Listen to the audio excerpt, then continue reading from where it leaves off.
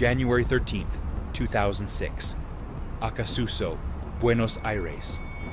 Outside, the summer heat hits 30 degrees Celsius.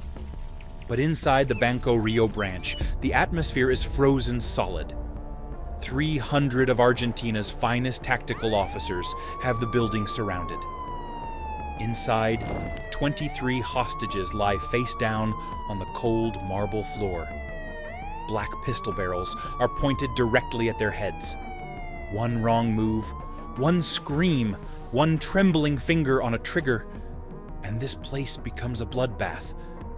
The tension is at its breaking point. The lead police negotiator wipes sweat from his forehead, waiting for the demands from the terrorists. What do they want? A helicopter, millions in cash, the release of imprisoned comrades? But no.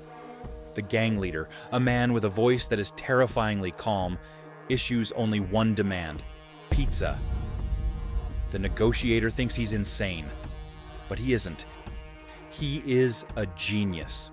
Because while the entire nation of Argentina holds its breath staring at the front door, just meters away, right beneath the feet of the SWAT team, a second crew is stuffing $19 million into duffel bags. The hostage crisis upstairs? It's just a play. The guns? Toys? The real heist has been running for 2 hours in the darkness of the underground. In 7 minutes, these thieves will evaporate from a completely surrounded bank. They will leave behind the hostages, a humiliated police force, and a note that will go down in history. How did 6 men outsmart an entire nation? And how does a crime, perfect down to the millimeter, collapse because of one woman? To understand this heist, we cannot look at it as a common criminal act. We must view it through the lens of revenge. In 2001, Argentina collapsed. The worst economic crisis in its history led the government to freeze all bank accounts, an event known as El Corralito. Overnight, the life savings of millions of citizens simply evaporated. For the Argentine people at that time, the bank wasn't a place to store money. The bank was the robber. And in the mind of one man, the idea of robbing a bank wasn't a crime. It was justice. December 2003. Fernando Araujo, an eccentric artist and judo instructor, lights his 4th joint of the day. He is staring at photos of the 1999 Ramallo bank siege, a disaster where police stormed the building and accidentally killed the hostages. Araujo doesn't see a tragedy. He sees an opportunity, a flaw in police thinking. He asks himself, what if the robbers never intended to escape through the front door? What if they just dissolved into thin air? No shootouts, no surrender, just magic. But an artist cannot rob a bank alone. He needs an engineer. Araujo calls Sebastian Bolster, an old high school friend. Bolster is a mechanical genius, his hands scarred from grease and welding. Bolster's family was also a victim of the economic collapse, losing 80,000 pesos. When Araujo proposes robbing Banco Rio, Bolster doesn't laugh. He asks only one question: how? Araujo spreads the blueprints across the workbench. Banco Rio in Acassuso isn't a normal bank. It sits directly above a massive storm drainage system that empties into the river. Araujo's plan is a real-life Hollywood screenplay. 2 teams striking simultaneously. Team 1, upstairs, staging a massive hostage theater to monopolize attention. Team 2, downstairs, infiltrating through the sewers, drilling through reinforced concrete, and emptying the vault. No violence, no casualties, just misdirection on an unprecedented scale. A crazy plan requires a crazy squad. By January 2004, recruitment begins. First is Ruben Beto de la Torre, a seasoned gangster, a former member of the notorious Superbond gang of the 80s. He had robbed 17 banks. He understands hostage psychology. He understands police procedure. When told about the toy guns, Beto agrees, but on one condition. He brings his own partner, Luis Mario Vitet, nicknamed the Uruguayan. This is not your average criminal. He is an actor, an artist of the underworld.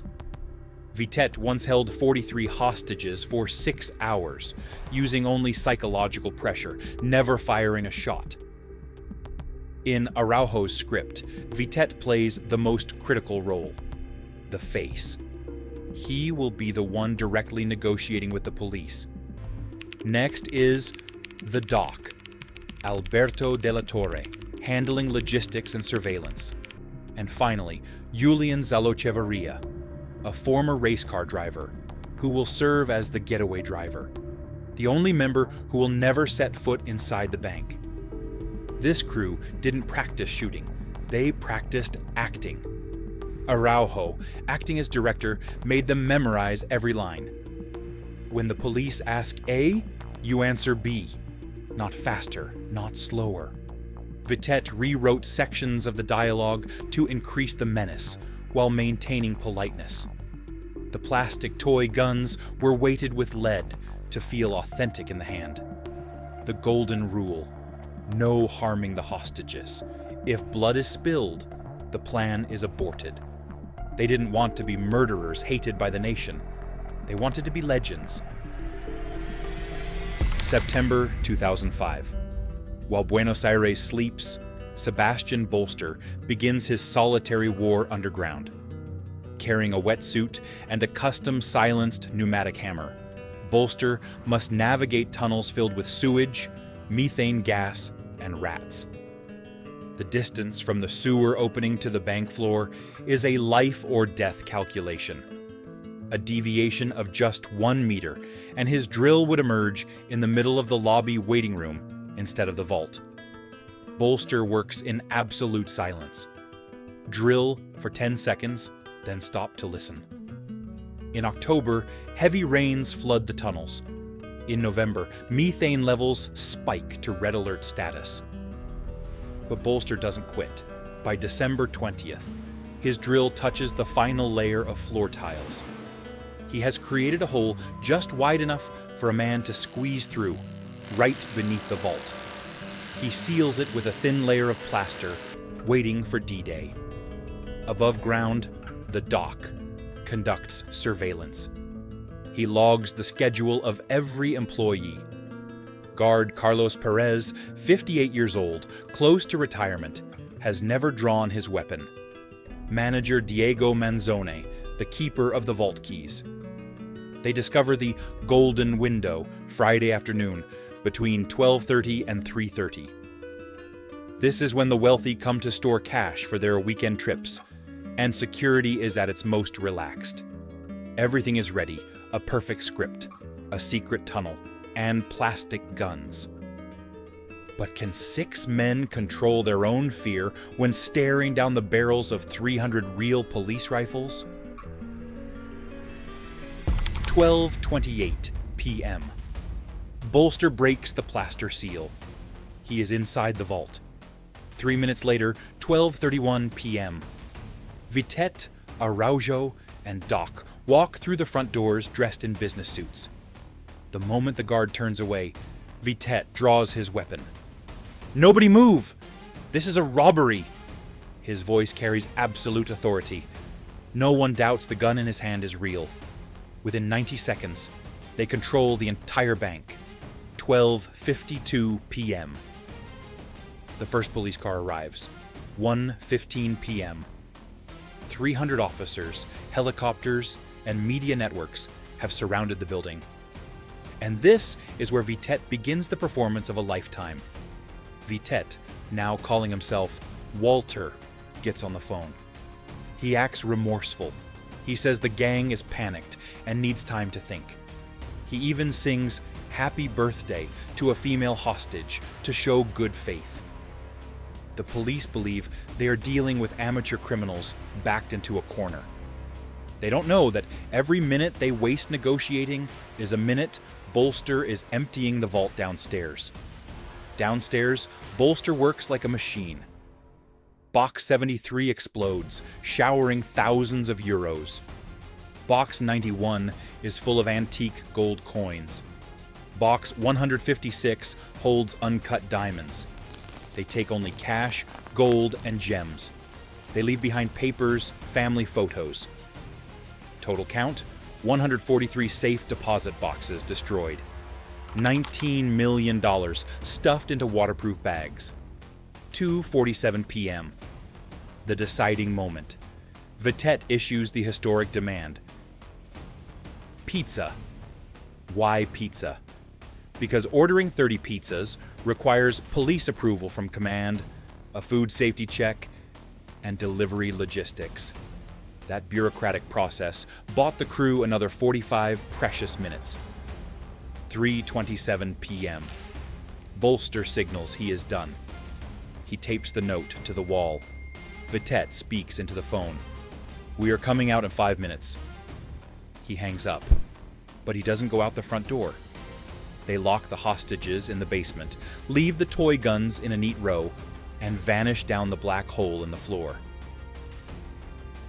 7:45 p.m. The SWAT team breaches the main entrance. "Clear! Clear!" But there is no one to catch. They find the hostages, traumatized but safe. They find pizza boxes, still warm. They find the garish plastic guns. And they find the perfect circular hole leading into the sewer system. On the wall, a mocking note stares back at the detectives. "In a neighborhood of rich people without weapons or grudges, it's just money, not love." Within hours, the story goes global. The media calls it the heist of the century. The Argentine public isn't angry. They are delighted. After years of being oppressed by the banks, they view this crew as modern-day Robin Hoods. Police try to find DNA. Impossible. The robbers scattered hair swept from barbershops all over the floor to contaminate the scene. Fingerprints? None. The getaway van? Found abandoned and wiped clean. The investigation hits a dead end. The crew has truly evaporated with $19 million. Araujo's plan was perfect technically, psychologically, and operationally. But it had a flaw that no engineer could calculate: human greed and betrayal. Specifically, Beto de la Torre. After the heist, Beto took his cut home. But instead of laying low, he made a fatal error.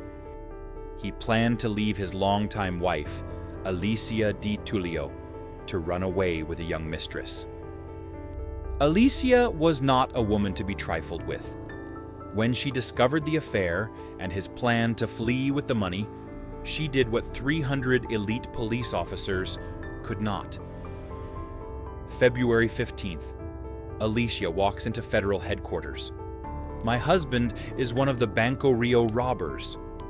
She gives them everything: names, meeting locations, and where the money is hidden. One by one, they fall. Beto, Vitet, Doc, Araujo, Bolster. But the end of this story is the strangest part. In court, they didn't hang their heads in shame. They smiled. Araujo explained the artistic merit of the heist. Bolster lectured on tunnel engineering like a university professor. Their lawyers argued brilliantly. Since they used toy guns, this was an armed robbery threatening life. The result? Laughably light sentences. No one served more than 5 years. By 2020, they were all free men. Araujo wrote a book, worked on a movie. Vitet opened a jewelry store. They became celebrities. And the $19 million? The police recovered about $1 million from Beto's house. The rest remains a mystery to this day. The Banco Rio heist leaves us with a fascinating lesson, not on how to crack a safe, but on the biggest vulnerability in any security system: the human element. Security experts call the method Araujo used social engineering, or more specifically, cognitive hacking. They exploited two fundamental psychological bugs. First, inattentional blindness.